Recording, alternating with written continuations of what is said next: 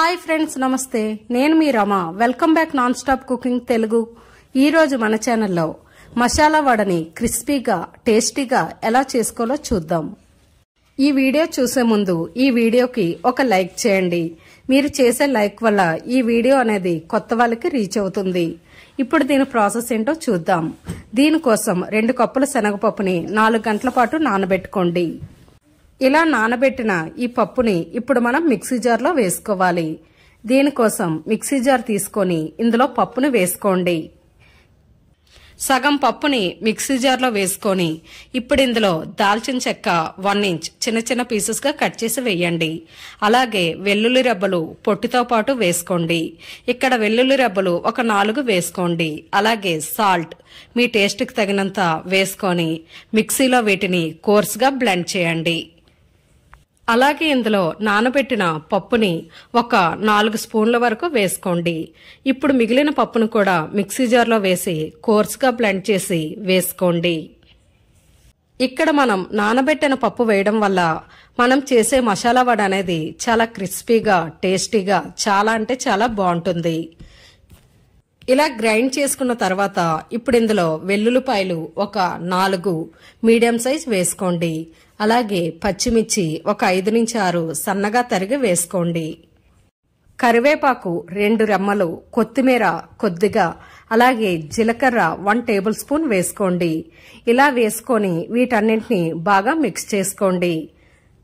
ఇలా పిండి అంతటికి బాగా కలిసేటట్టు బాగా కలుపుకోండి.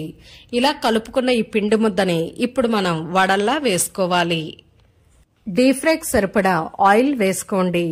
ఆయిల్ అనేది కొంచెం హీట్ అయినప్పుడు ఇప్పుడు వీటిని కొంచెం ముద్ద తీసుకొని వడల్లా వేసుకోండి. కొంచెం ముద్దని చేతిలో తీసుకొని ఇలా మీరు వడల్లా ఒత్తుకొని వేసుకోండి. ఇలా ఆయిల్కి సరిపడా వడల్ని వేసుకోండి. ఇక్కడ ఫ్లేమ్ ని మీడియం ఫ్లేమ్ లో పెట్టుకోండి. ఇలా ఈ వడలు అనేవి గోల్డెన్ కలర్ వచ్చే వరకు వీటిని మనం బాగా ఫ్రై చేసుకోవాలి. ఇలా వడలు వేసిన 1 నిమిషం తర్వాత వీటిని ఫ్లిప్ చేసుకోండి.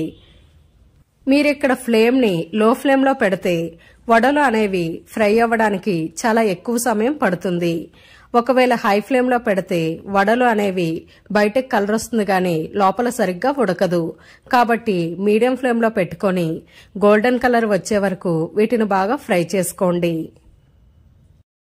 ఇలా ఈ వడలని గోల్డెన్ కలర్ వచ్చాక వీటిని చిల్లుల గరిటె సహాయంతో పక్కకి తీసేసుకోండి. దీనివల్ల వడల్లోని ఎక్స్ట్రా ఆయిల్ ఏమైనా ఉంటే అది ఈజీగా వచ్చేస్తుంది. ఇదే ప్రాసెస్ లో మిగిలిన వడల్ని కూడా ఇలానే వేసుకోండి. ఇక్కడ ఫ్లేమ్ ని మీడియం ఫ్లేమ్ లో పెట్టుకొని గోల్డెన్ కలర్ వచ్చే వరకు వీటిని బాగా ఫ్రై చేసి పక్కకి తీసుకోండి. అంతే ఫ్రెండ్స్, చూశారు కదా మసాలా వడ చేసుకోవడం ఎంత ఈజీనో. మీరు కూడా ఈ రెసిపీని తప్పకుండా ట్రై చేయండి. ఈవినింగ్ టైం స్నాక్స్ కింద చాలా అంటే చాలా టేస్టీగా ఉంటాయి. ఫ్రెండ్స్, ఈ వీడియో మీకు నచ్చితే ఒక లైక్ చేయండి. మీ ఫ్రెండ్స్ అండ్ ఫ్యామిలీ మెంబర్స్ కి ఈ వీడియోని షేర్ చేయండి. మరెన్నో రుచికరమైన వంటల కోసం మన ఛానల్ ని సబ్స్క్రైబ్ చేసి పక్కనే ఉన్న బెల్ ఐకాన్ ని యాక్టివ్ చేయండి. Thanks for watching.